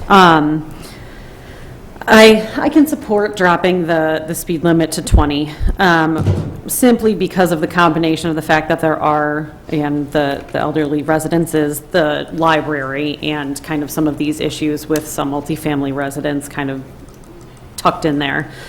So given the nature of it, I can get behind a 20 miles per hour, knowing that that was a recommendation that did come from TAP. I will also say that this has been a strangely difficult discussion, and probably one of the harder things that I've done up here since about 2019. It's one of the ones that's probably gotten most emotional and probably lost the most sleep over. I value the staff's opinion that chicanes are a valuable tool to reduce traffic, speed, and volume in the village, and I agree with that. And after having a lot of conversations with staff and my colleagues and residents, I think that there's a place in the village for them, but I think there is also a place for speed humps and other mitigating factors. I struggled a lot with this one, knowing that it is a short 1-block distance with chicanes, and that's a lot of bump out. You're not really using it in a way that's going to help with kind of pedestrian safety, and you'd be losing some parking spots. So this particular block, trying to take the emotion away from it, I can understand why in this instance a speed hump might make sense. So I could get behind a speed hump on this block as well. And I am just still struggling to figure out if this would be an appropriate place for chicanes, again, just because the volume differences going those 2 directions are so vastly different. And knowing that we aren't really using this for any sort of pedestrian improvement, safety improvements. I want to be able to act on the increase of speed. I think we need to. I think this block is unique and bizarre, and clearly still those speeds are far too high for just a 500-foot stretch of road. But I'm kind of with Commissioner Colavini here that if you don't have those 4 votes, this thing's going to go away for a pretty long time. So there are reasons why things are happening up here the way they are. But I think I speak for everyone up here. We disagree on this, and we've all had probably one-on-one conversations with each other, and that's fine. But there's not one person up here that's not concerned about the safety of that block or the speeding on that block or the well-being of the families that are there. We all live in town, and we've all had our own struggles in our own neighborhoods. And please know that none of this is out of spite or out of frustration. It's been a long time, and it has been long and emotional, but we are just genuinely trying to do what we think is best. And in this case, the chicanes are what our village staff said that they thought would work best. They are experts in this far more than you or I are. So I also still value the fact that there's a place for chicanes here in the village. On this one, I personally can see the value of speed humps, but I also can understand my colleagues who don't see that and can see the value of chicanes. So I'm sorry that we were not able to come to a 4-person consensus on this, but my only ask through all of this is that, if you have follow-up questions, please meet with us one-on-one. It's far easier to talk in person too than it is over email. You can really get in depth a little bit more. And I know there are folks out in this audience that I've had conversations with, but please know that we all are trying to do what we think is best for this village, and we just cannot particularly agree on it at this time. So that's all I have to say. Thanks, Mayor. Thank you. Nicole? Thank you, Mayor. I just wanted to swing back around to the motion at hand. I do think we have a speeding problem in the town as a whole. Across our entire community, we have a speeding issue. I am not necessarily convinced that reducing the speed limit to 20 miles per hour on that stretch between Franklin and Warren will truly reduce speeders, given that I already feel as if they don't follow the current speed limits posted. However, I would be more inclined, I think, to explore that with a potential amended motion to kick that back to TAP as staff continues to recommend, so that all the property owners on that block could be properly notified. We go through the proper sequence of events so that other people who maybe were not at that initial meeting to comment on that would have the opportunity to comment. Otherwise, I'm not sure that I could vote for that tonight, just given that that is still staff's current recommendation. Thank you, Mayor. Chris? Sure, so I'll chime in. I think first, I want to thank staff for coming back with some alternate options on the double yellow lines. That was something that was a concern. I know we're not really addressing that now, but I do appreciate the work that went into that and the continued effort to try to find a solution. You've heard it already tonight. Not optimistic. We have a consensus on what 7 of us think the ultimate solution should be. We are clearly all aware of this speed issue in the stretch of Forest and have continued, I think, to agree that we need to address it. So, I think because the door has been open around speed hump and chicanes, I just feel like it's important that I sort of talk about my thoughts there. Felt like it was between a hump and chicanes. According to the information that was provided in our packet from the Federal Highway Administration, there were studies done on both. Some information has been pointed out already tonight, but I think it was useful in my thoughts around why I first leaned towards chicanes. From a speed reduction standpoint, according to the studies that were provided to us, and these are the data points we need to, I think, continue to look at, a single speed hump reduced the 85 percentile speed by about 21%, and a 2 chicane implementation was about 18%. So fairly close, I would say comparable. However, the study also looked at traffic reduction, which I know none of you want to talk about, but it's, maybe not none of you, but that is important, and I think when the studies looked at that, which something the residents of Forest have asked for as recently as the TAP meeting about concerns over volumes. The research showed that the single speed hump would have very little impact on reducing traffic. In fact, quoting from there, it says, a single installation, there's little traffic diversion. However, the study on chicanes, which was a 2 chicane implementation, which is what's been recommended here, showed a reduction of traffic somewhere between 25 and 43%. So if we were simply just going off the data that we've been provided, chicanes does appear to be the more complete solution. Having said all that, I have expressed concern about the effectiveness of chicanes on a street where the volume is so lopsided. And have felt that imbalance must have some impact. And of course, if you look at the study, it says exactly that.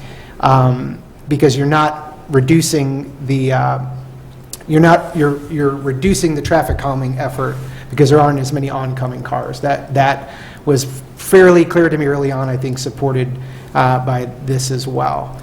To what degree that would have on a reduction of effectiveness. It's not clear, but I think with that uncertainty, it makes it harder for me to get behind chicanes. So given between the two, the speed hump seems like, to me, a more sort of choosing between the two. It forced me to now lean towards the speed hump, and I apologize for the back and forth, but I want to give you my thought process here. But the challenge to the speed hump, as many of us, or many have already said, is that we just don't have a strong consensus up here on it. But I want to be clear as to why I think that is. As a council and as a village, we're just looking to get it right. We have been working on this, looking at the situation for months and months, and I just think we have a little bit of a hesitancy until we do have that support, and we are looking for more consensus, and I agree with that. I think the Claremont speed hump showed some success as an example, but that was also coupled with a lot of other things. So it's just hard to just pinpoint this as to one solution. I do think we made a commitment to addressing this and helping this speed. I do support the reduction of the speed limit further down on Forest. I probably agree that it may not have much of an effect, but at this point, any effect is something worth doing.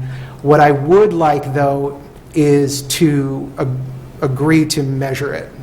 If we're going to put this lower speed limit sign, to have some agreement to what we're doing here. We're adding now parking, or removing the parking restrictions, so potentially more parking. We're lowering the speed limits. Like, let's just measure and see what impact it has. So again, I don't think we have the votes for the hump, but I think we need to continue looking at what may be a better solution than perhaps just the signage that I do support, but I have concerns about whether or not it's going to be super effective too. And that's it. Thank you. Thank you. Anyone else? Did you want to make a motion to amend? Yes. Okay. I move to amend Commissioner Colavani's motion to send the issue regarding reducing the speed limit to 20 miles per hour on Forest between Franklin and Warren, to send it back to TAP and go through that process. Second. Clarification, is that a motion to amend? It sounded more like a motion to substitute motion, because I don't know what that means. You would be directing us to do it and to have somebody else comment. I will move to substitute. I will second that. Thank you, Dave. Thank you. That's pretty straightforward and clear. Does anybody have anything they want to add to that or commentary on that substitution? You're looking for comments on that? Yes. I don't think it needs to go back to TAP. I don't think I would support that. I think they've given us the recommendation of going to 20. Let's just go ahead and move ahead with it. That's my thoughts on it. Andy? I agree with Chris. I don't think we need to send it back to TAP. The original was yours, Rich? My normal inclination would be to agree with that, but I've read several times that was TAP's recommendation, so I'm going to take their recommendation and run with it. Okay. Rosie, you want to call the roll on the amendment, or the replacement motion?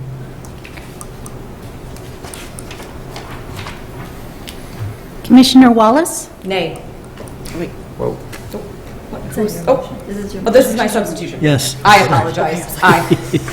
I'm so sorry. Aye. Commissioner Sadowski Fugit? Aye. Commissioner Glover? Nay. Commissioner Gilmartin? Nay. Commissioner Colavani? Nay. Commissioner Jose? Nay. Mayor Barnett? Nay. That substitute motion fails 5-2. As a substitute, do we need a new motion then? Back to the main back to the motion on the main table. All right. Mayor? All right, yes, Greg. Just real quick, just for the record and for the benefit of my colleagues, I'm not voting for the 20-mile-an-hour speed limit anyway, so I figured why take another, time to talk about it.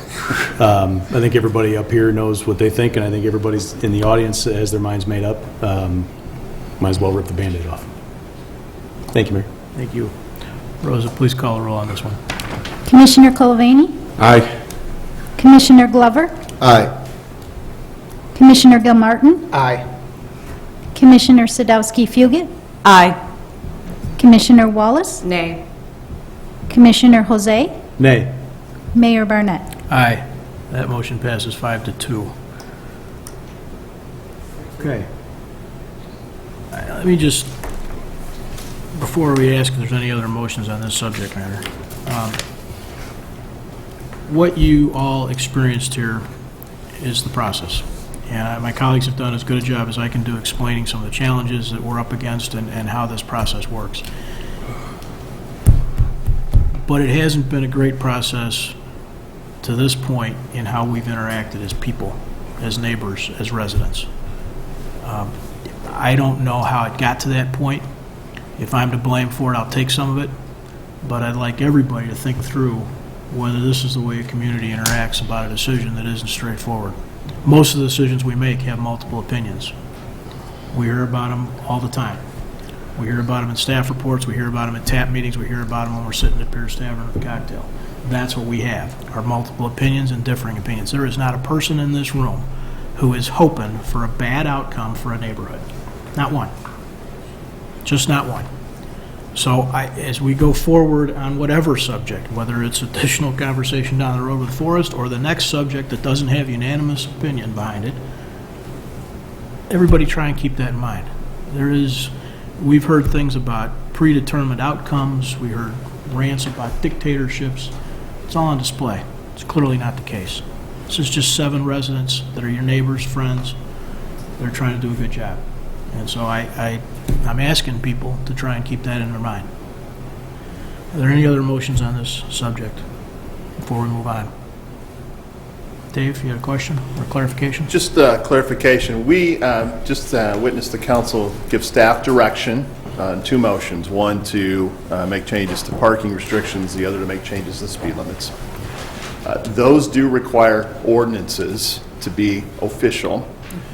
So at a future date, there will be ordinances that will be a housekeeping nature to formalize that and put it in our code book. The good news is we have procedures in place where staff, under staff authority for temporary time frame, can put those changes in place immediately. I will do so under the manager's authority. Within the next several months, there will be other ordinances coming forward on other traffic-related items, and that's when you will see the official ordinance for a vote that will formalize these things. So just to be clear, staff took that as direction. Those changes will be made immediately under the manager's authority, and then later there will be housekeeping amendment ordinances to formalize those and put them in our code. That's the normal process, guys, but in the vein of what's been going on in the context of this decision, thank you for the clarification. Yeah. All right, we're going to continue on our active agenda. Is there an ordinance considering dining provisions? Mayor, I move to adopt an ordinance amending outdoor dining provisions as presented.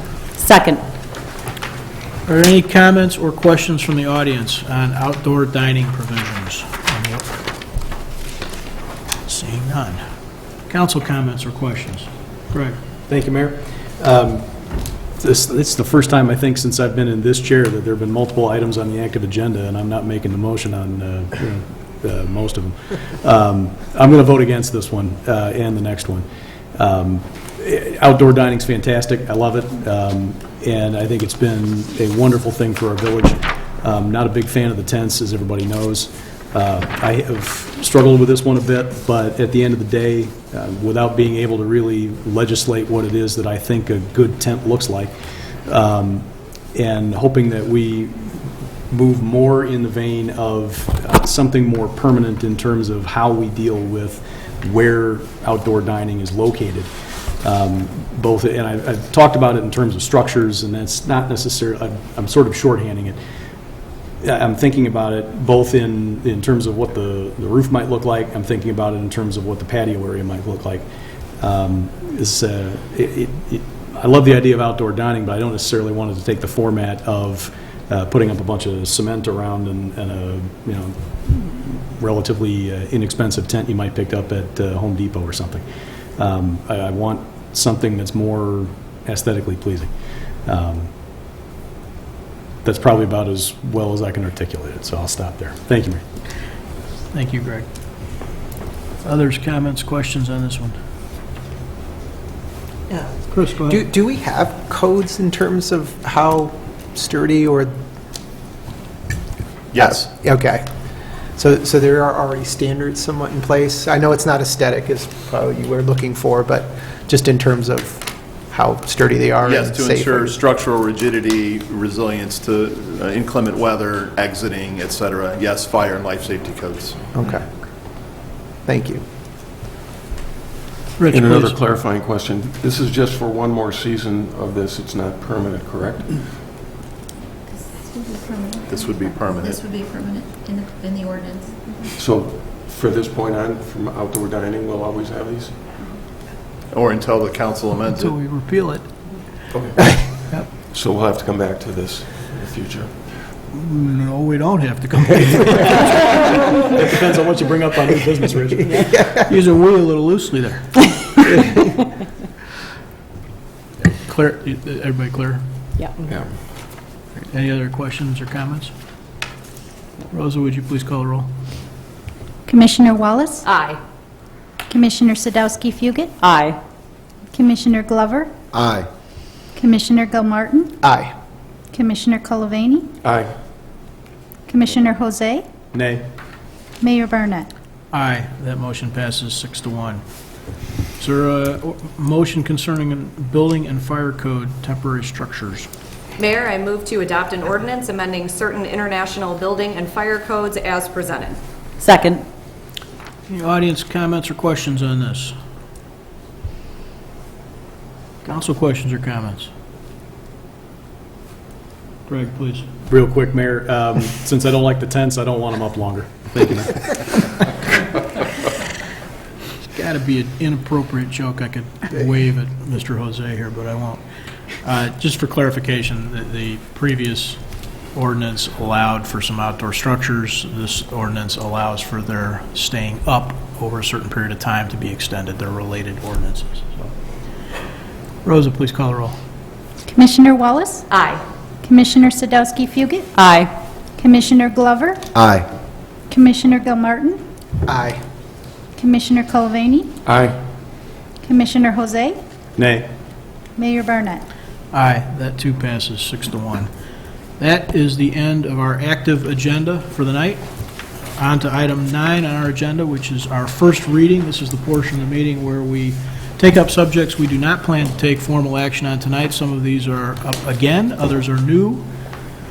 Manager Fieldman. Thank you, Mayor Barnett. There are 3 items on tonight's first reading agenda. The first 2 will be presented by our Community Development Director, Stan Popovich. Good evening, Mayor and Council. Thank you, Manager Fieldman. The first item tonight is a special use at 5240 Lyman Avenue.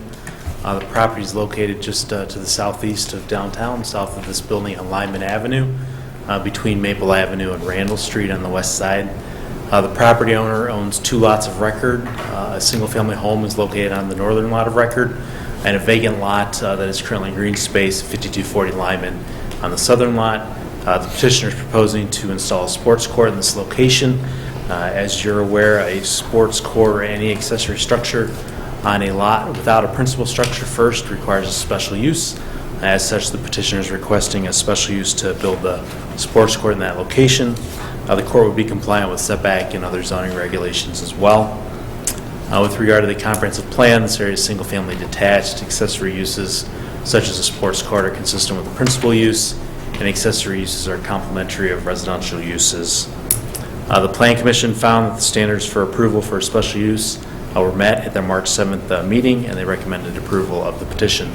If there's any questions I can answer for the council and you, Mayor, at this time, I'd be happy to do that. Thank you, Stan. You're welcome. Flip it around a little bit. Are there any comments or questions from the audience on this one? Okay, comments or questions from the council? Just one. Please. Thank you. Does this change at all what else can be put on that lot? Does giving this special use, it's just specific to the sport court, right? It doesn't It's change anything else? Specific to the sports court, correct. Okay. Okay, thank you. Rich. And because this is a special use, are there specific criteria that would cause them to possibly lose that special use in the future? If they became non-compliant with the special use, yes. Okay. Other questions? Thank you. You're welcome, Mayor. I will go ahead and move on to the next item, which is a plat of subdivision for 1122 Gilbert Avenue. This property is located immediately west of downtown, here on the north side of Gilbert Avenue, just a little bit west of the intersection of Gilbert and Forest Avenue. The property shown here consists of a multifamily residential structure on the south side of the property and the village commuter parking lot D on the north side. You can see that here on the plat as well. In 1980, the village sold this piece of land to the former owner of the property and entered into a lease agreement to use the northern portion of this lot for a commuter parking lot. The current owner is requesting a platted subdivision to subdivide the lot into 2 parcels. Lot 1 would contain the multifamily building, and Lot 2 would contain our commuter parking lot. The proposal does not change any of the lease agreements that the village has in place. With regard to the comprehensive plan, the comprehensive plan talks about the availability of housing variety. Multifamily provides a good transition between commercial and single family, and it does encourage shared parking agreements, is what we have here, using land, and the tenants in that space can also use the parking lot after certain hours as well. At their March 7th meeting, the Planning Commission found the proposed subdivision met the standards in the subdivision ordinance as shown on the screen and recommended approval. Mayor and Council will be happy to answer any questions for you as well. Thank you, Stan. Anyone from the audience have a comment or a question on this? Council comments or questions? Thank you. Thank you, Mayor. Thanks, Mayor. The last item on tonight's first reading agenda is consideration of an ordinance amending the village budget. But I would like to provide an overall update on the budget prior to getting into the actual amendment. This is an update on the implementation and management of the FY21 budget. Thank you, Mike. Staff is in the process right now of closing out the FY21 financials and preparing for the audit, and we are sharing the estimated closeout with the council and community tonight. As you can see on this screen, we have 4 topics we'd like to go over, but I just want to focus first on the bottom line up front. Here's our key message. FY21 revenue was significantly higher than budgeted. This allows us to transfer money to the Major Buildings Fund to help fund our top priority project, our new facilities, while the whole time maintaining the recommended fund balance as we do so.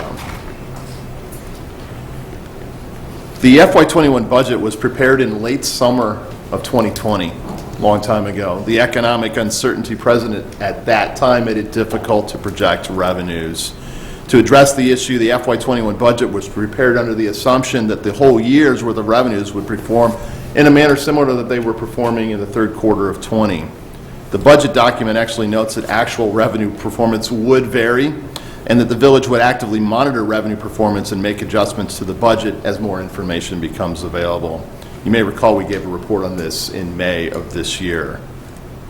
The FY21 budget, as it was prepared many months ago, reflected a proposed or expected financial gap of nearly $5 million. And to address that expected shortfall, we employed a series of temporary expense reduction efforts. It was very clear in the front part of this year that that situation did not exist, and the village did not employ the temporary expense reduction efforts. Okay, on the revenue side, staff has prepared final revenue estimates. General fund revenues are estimated to be nearly $8 million higher than the FY21 budget. Even without the planned transfer of $1.5 million from the Major Buildings Fund to the general fund, revenue is expected to be at about $57 million as shown on the screen here. Mr. Casa highlighted some of these earlier tonight. There were 5 key drivers of strong revenue performance noted here on the screen, and these 5 account for $7.5 million of the $7.96 million revenue increase. Sales tax and home rule sales tax performed exceptionally well. Sales tax revenue exceeded the budget by 30%. Home rule sales tax exceeded the budget by 46%. Taxes from online sales are now being collected in both sales tax and home rule sales tax and account for about a 10% increase in the bottom line revenue in those categories. Local use tax that Mr. Casa teed me up for earlier and state shared income tax came in over 50% greater than budget, and food and beverage tax revenue hit the $3 million mark, 34% higher than we budgeted. Okay, simply put, strong economic revenue performance. So let's take a quick look at the expense side. Expenses were about $1.4 million higher than we budgeted, coming in at under $50.6 million. That's a typical year. Remember, we had planned to do temporary expense reduction efforts, and we went back to more typical operations. So when you put those together with such strong revenue performance and expenses at an expected level for a typical year, the general fund balance could increase by about $6.5 million. However, this village council has already identified financial needs and priorities this money will be used to address. And they are shown here on the screen. And these are in support of the village's strategic goals that were put forth by the council and part of our long-range planning. So first, transfer $5.43 million to the Major Buildings Fund. It goes right into our new facility. You may recall that the council gave us direction on those. There were two increments totaling $5.43 million. That was back in May of 21, and then in March, just a couple of weeks ago. Next, we'll be transferring $172,000 to our fleet and equipment replacement funds to put them in better financial footing because we are experiencing inflationary impacts on gasoline and cost of new vehicles, which come out of those funds. And then the last one is just to increase the general fund balance by just shy of $1 million to make sure that we have proper amounts, recommended amounts of reserves as we go for a bond issuance rating in the coming months here. And to make this all happen and to comply with the rules and regulations of the state of Illinois, we actually do need to amend the budget. And with that, I would like to turn it over to our new finance director, making her debut, Robin Leahy. She's been with the village for several years, new to this role, certainly not new to the finance department. So Robin will walk us through the budget amendment. Thank you, Dave. Good evening, Mayor and Council. I'm here tonight to present the fiscal year 2021 budget amendment. Actual fiscal year 21 expenses ended the year below budgeted levels for most village funds. 4 funds were over budget and will require budget amendments. As you just heard from Dave's presentation, the general fund's exceptional revenue performance prompted transfers to the Major Buildings Fund, the Equipment Replacement Fund, and the Fleet Services Fund. Expenses in the general fund exceeded the budget due to a planned discontinuance of temporary expense reduction efforts early in the year. For these reasons, staff is requesting a budget amendment of $7,020,000 in the general fund. The sales tax rebate fund will require a budget amendment of $300,000 due to a higher amount of rebate payments. Sales tax revenue generated by businesses subject to rebate agreements was very strong and exceeded expectations. Therefore, the amount the village rebated to these businesses exceeded budget. The third fund needing an amendment is the Foreign Fire Insurance Fund. It accounts for funds provided by the state of Illinois and is under the autonomous control of an elected board composed of fire department members. Due to the purchase of turnout gear dryers, which were not budgeted, a budget amendment of $15,000 is requested. The last fund that will require a budget amendment is the Real Estate Fund. This fund will require a $10,000 budget amendment due to the planned elimination of this fund. To eliminate this fund, the balance was transferred to the Major Building Fund. This transfer is considered and classified as an expense. This fund was not included in the fiscal year 2022 budget. I'd be happy to answer any questions you have. Thank you. Comments or questions from council on this? Audience questions, comments? Go ahead, Nicole. I just wanted to say thank you and wonderful first presentation. Thank you very much. Welcome. Thank you. Welcome, Robin. Thank you, Mayor. We started it off with some great news, too, Right? so this is fantastic. So with that, We're sort of setting a bar here. That ends our first reading tonight, Mayor. Thank you so much. That budget amendment, for anybody that's watching at home, can be a little funky to listen to the verbiage on, just hearing it, so please spend some time, if it's of interest to you, going through the documents online. They are budget amendments. They sound like over expenditures. They are the result of lots and lots of good economic news for the village of Downers Grove. So if you're interested, please take a few minutes online with that. Is there an attorney's report? I do, Mayor. I have two items to present tonight. The first is an ordinance authorizing a special use to construct an accessory structure before the principal structure at 5240 Lyman Avenue, and an ordinance amending the village budget for 2021. They will both be on next week's active agenda. Thank you. Last item on our agenda tonight are council reports. This is a portion of the meeting where council members report out on goings-on in the community, other entities that they're engaged with, or things they want to bring and highlight to everyone's attention. Start with Danny. No report, thank you, Mayor. Chris. No report, thank you, Mayor. Greg. Thank you, Mayor. There have been a couple of comments on council procedures tonight, and I'd just like to add that the municipal code has all of our different council rules at section 2.5. It's all right there for anybody to check out at downers.us, in addition to, Robert's Rules of Order having been around for a couple of centuries now. So if you have any questions on procedure, that's a pretty good place to look. Thank you, Mayor. Thank you. Rich? No report, Mayor, thank you. Leslie? I do. So the Grove Foundation looks forward to seeing everyone at Passport to Dining on Thursday. It is sold out, so I'm sorry if you did not get your tickets this year, but it should be a really great night. So thank you to all of the supporters and all the restaurants and other businesses who are participating. Thank you. Nicole? Thank you, Mayor. I do have a report. The Downers Grove Public Library Foundation is celebrating National Library Week this week, April 3rd through the 9th. They have two partnerships with local businesses. The first is the Foxtail. So starting today through Thursday, if you either book a reservation for lunch or dinner in advance or do carry out, and you mention that you're here for the library upon arrival, a portion of the proceeds will then be donated back to the library from Foxtail. And Pierce Tavern, if you order the librarian cocktail, again, April 3rd through the 9th, for every drink sold, $1 goes back to the Downers Grove Public Library. The librarian is my absolute favorite drink at Pierce Tavern. It's delicious, so please go support the library and have a delicious drink if you've not had that.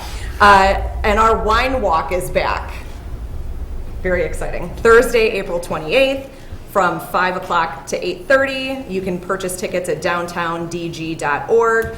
Tickets include 15 one-ounce tastes, snacks, event program, and new this year, a tote bag and a wine tumbler. So glad to see that event back.